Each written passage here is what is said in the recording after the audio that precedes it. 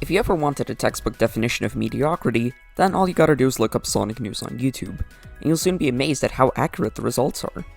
Sonic News content on YouTube, actually, I'm not even sure why we call it news, because all they do is talk about leaks and complain about everything Sega reveals to them.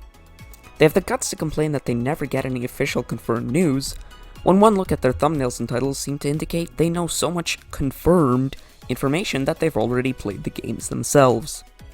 One thing I've noticed is the tagline that Sega has to prove themselves to you before you can feel hyped for another Sonic game again, and that Sega needs to build back their trust specifically.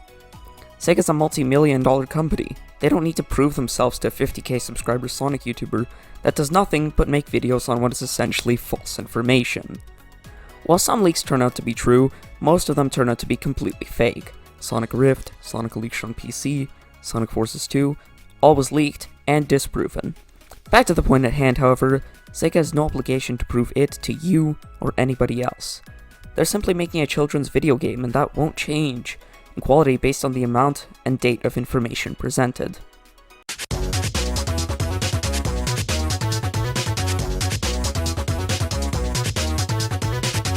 Now, while most of these issues are going to be just my opinion about their content, there's some things here that these channels do that are objectively bad, like the clickbait, misleading information, and blatantly false statements in their videos. Speed Supersonic, in the making of his recent Origins video, stated that Origins would be coming out before the Sonic movie, while having shown the article detailing that it will release before Sonic Frontiers. The only little tidbit we had was that Azuka said Origins would be coming before the movie. Azuka said Origins would be coming before the movie. Azuka said Origins would be coming before the movie, making the statement blatantly false. Sonic news channels are consistent with clickbaiting an audience of young children with such gems as Sonic Origins and Sonic Frontiers gameplay coming tomorrow, and new Sonic Frontiers leak just revealed, Chow Guarding Ghost Girl, and more. Then they proceed to read the leak and give insignificant commentary. Also, did I mention how similar their thumbnails look? I'm surprised we can tell each channel from the other, along with them making videos on the same leaks at the same time, and I'm not sure how anyone can tell these videos apart. Another thing that's annoying is how much they stretch their videos out. Twip having a perfect prime example. Twip's video talking about an actual confirmed info about voice actors returning in Frontiers had a 2.5 minute intro. That was not only completely unrelated to the topic of the video, but was also using the 2017 anniversary video where Sega went through a timeline of their games to make fun of Sonic Colors by comparing it to Unleashed.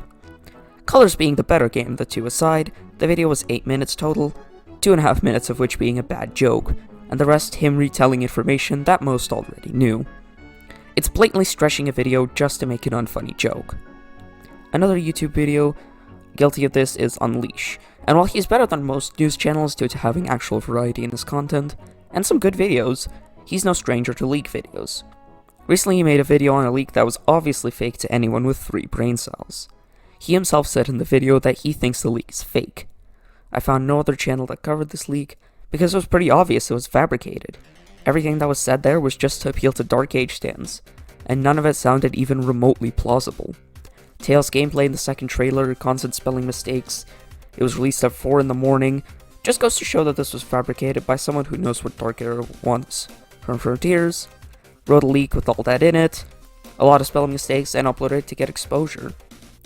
If you can't already tell, these Sonic news channels are on a really low standard of quality, but with how many views they seem to get, they're clearly onto something.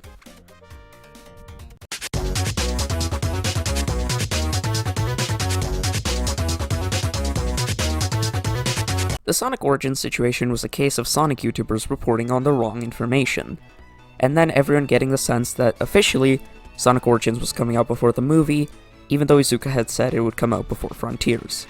My good friend RoseJet made a great video on the topic, so I won't dwell on this too long, but the point I'm making here is that these channels claim to be news channels.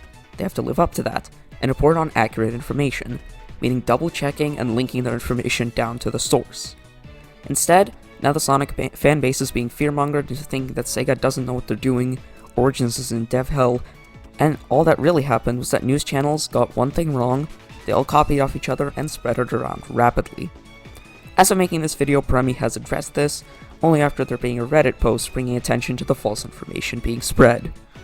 Kudos to Premi for actually acknowledging a mistake, though the mistake should not have been there had he done his research before making a quick video to cash in on the clickbait.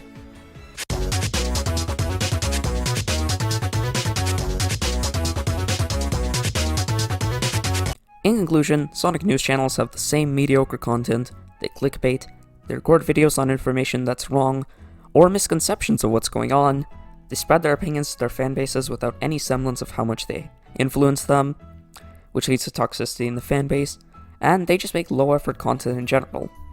However, this low-effort content seems to be working out as a lot of these channels are really successful. Again, I don't think these YouTubers are bad people, just their content has many flaws. Anyway, that's it for me, Devron, signing off.